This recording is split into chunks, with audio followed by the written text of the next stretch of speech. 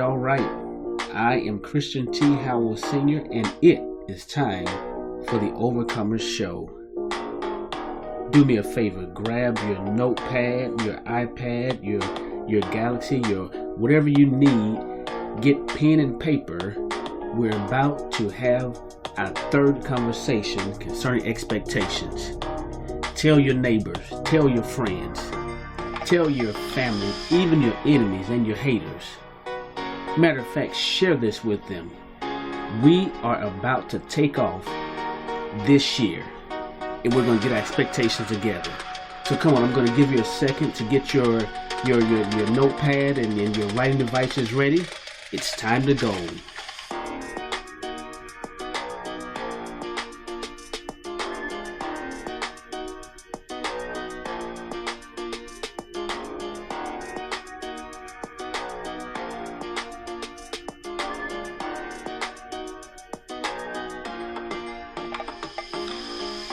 Now, make no mistake about it. Today's show, we're going to use the Bible as a textbook concerning expectations. And according to 1 John 5:4, whatsoever is born of God, it overcomes. And I want you to know, my friend, you are an overcomer. We're going to get our expectations together, and we're going to drive forward into our future. Are you ready? I know you are. Let's take the leap and let's take the plunge today. Absolutely. Well, if you've been listening to our other episodes, then you already know what I'm going to tell you. I want to do a quick recap, and let me define expectations. We've established that expectations, it's a belief that something will happen or is likely to happen. It's a feeling or belief about how successful or how good someone or something will be. When we talk about expectations, it's the act of looking forward or waiting for something to happen. Now, expectations always carry a positive connotation. You understand? Expectations always imply positive connotations. Now, previously in our other episodes, if you go to episode 1 concerning expectations, we talked about how your expectations may be killing it or may be killing you. It could be a relationship, it could be a dream, it could be a business deal. But your expectations, if they're not managed properly, they could be killing it. What am I saying? Your expectations can be the death of everything. Let me explain as a quick recap. We talked about expectations when they're unrealistic, they become unmet, or they're unhealthy. We don't have time to go through all of it. But trust me, go back to episode 1 and you'll get the understanding of it. But then in our second episode, we really made sure we plunge a little bit further where we talked about expectations, or when you have expectations without proper communication, it always equals frustration. That's right, man. This thing is powerful. Your expectations without proper communication, it always equals frustration. We realize that people don't have crystal balls. They're not mind readers. And so we have to learn how to healthily negotiate, communicate, and then negotiate our expectations and come to a proper reality in order for things to thrive. Well, today we're going to use the Bible as a textbook. Whether you believe in it or not, we're going to use the narratives of the Bible as a textbook to talk about our expectations. All right, so let's plunge into this. We're going to use 2 or 3 narratives in the Bible as teaching tools today to help to demonstrate expectations, how to navigate them healthily and unhealthily. Sometimes we can learn from what others did wrong so we don't make the same mistake. So for the first one, we're going to use in the Bible, Matthew chapter 11, verses 7 through 10. Okay? Matthew chapters 11, verses 7 through 10. In this story in the Bible, John's disciples had questions about Jesus and were things going effective. When we pick up in verse 7, Jesus stopped. He sent people away, but when he sent them away, he stopped and talked to the crowd concerning John and said, "What went ye out into the wilderness to see?" In other words, what did you expect to see? What did you think you were going to get when you saw this? The next verse, he has a same but different question. Notice I said same but worded differently. But what went ye out for to see? A man clothed in soft raiment? Behold, they that wear soft clothes are in kings' houses. In other words, their expectations of John the Baptist and how he functioned, how he communicated, it dictated how they embraced him, how they could receive him, and how they get benefit from him. Let me say that again. What they expected of John the Baptist, it dictated how he could benefit them, how he could receive them. They couldn't really embrace him because they expected to see something different. Now, this points to a much larger picture that I'd like to just poke at for a few seconds, that even the Jews who were waiting on their Messiah, they expected their king to come with an army. They expected their king to come and liberate them from what they felt was oppression. They expect to be riding on a horse in more of an boy, I can't say that word right now. Let me get it together. An apocalyptic nature, where they were expecting a major war, and Rome and Caesar and all the Herods, they will all be toppled over, and they expected something totally different. And because they expected Jesus to come in a certain way, they didn't even recognize him. See, here's the problem with expectations. When you don't have healthy expectations, when you don't have realistic expectations, and when your expectations are very rigid, you oftentimes become very disappointed. That's our point for today. When your expectations are not based in reality, when we have very rigid expectations, oftentimes it's a breeding ground for disappointment. You see, when they saw Jesus come riding again, they were disappointed because they expected him to come a certain way and do a certain thing. And because he didn't come the way, many left disappointed. They left disheartened. They left feeling hopeless because he didn't come the way they expected him to. Well, likewise, when John the Baptist came, they expected the forerunner of a king to dress, talk, and act so different. And because he did not come as they expected him to, now you get it. They were disappointed. They were disheartened. That's our theme for today now.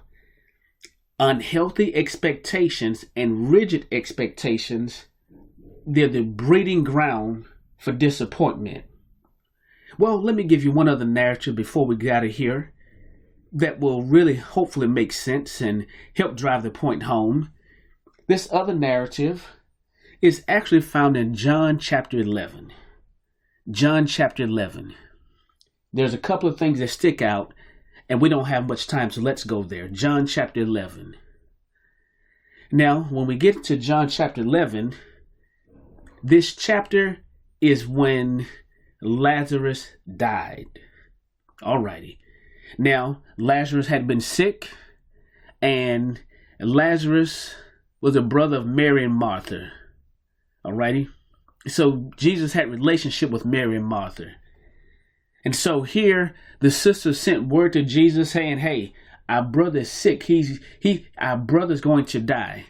And when Jesus heard it, his expectation, which he communicated, was this sickness is not unto death. This sickness will not end in death.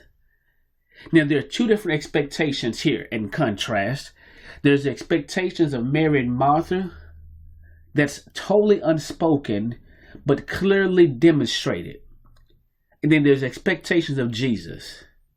Okay? So, When Jesus heard the news, he actually stayed 2 more days. And then he told his disciples, now we're going back to Judea. Well, these disciples, they were concerned, and rightfully so. You see, it was just a few days ago, well, as the Bible says, a short while ago, the Jews there tried to stone him. And they were like, and we're going back to the place where people tried to kill us? So, in verse 11, Jesus says, we're going because our friend Lazarus has fallen asleep, but I'm going to wake him up. The disciples didn't understand, so they made clear. They said, well, if he sleep, he'll get better because we think that rest makes people better. They did not understand Jesus referred to sleep as dead. So he told them in the next verse, well, Lazarus is dead. Good Thomas, one of my liked characters and disciples in the Bible, in this narrative, he said, well, let us go that we may die with him. Now, see, all these expectations are starting to come in contrast, and attitudes are forming based off of how we think. I'm going to get there in our next episode, but their thoughts are creating these feelings, these emotions, and it's starting to come out of their mouth, their behavior. So because Thomas expected that they would go back there and the Jews in Judea would kill him, he verbalized, let's go there so we can die. Well, that's tragic. But so they go on. Well, let me get to the crux of this story. Jesus finally made it there. And he had been in the tomb 4 days. And it was less than 2 miles away. But Mary and Martha saw Jesus coming, so Martha ran out. And Mary stayed at home. Well, here becomes the great contrast of expectations. Martha looked at Jesus and said, if you had been here, my brother would not have died. But even now, whatever you say, God's going to do it. Now, do you see these contrasts? She expected Jesus to come, but she also had a healthy reality. If he did not do it the way she anticipated, she allowed flexibility to come, and she said, you did not do it the way you thought I would. But even now, I still believe you can. Now, Jesus told her, your brother's going to rise again. Don't be afraid. And she said, I know you're the resurrection of life. But then she called back and said, Mary, come on out. Jesus is here. Now, this is where all of my conclusion comes. Mary came out and all the Jews got up and they ran out. Mary said the same thing when she got there. She said, Lord, if you had been here, my brother would not have died. And Jesus saw her weeping and all the professional mourners going through all of their rituals. He said, come on, show me where your expectations fell apart. Show me where you got dropped. Show me where you became disappointed. Take me to that place of disappointment. And Jesus got there and wept as well. See, here's my reality. There's nothing wrong with weeping. There's nothing wrong with communicating your emotions about unmet expectations, unrealistic, unhealthy expectations. But you can't allow yourself to stay in a rigid place, because if so, you become disappointed. But because they allowed flexibility, they allowed themselves to adjust their expectations based off new information,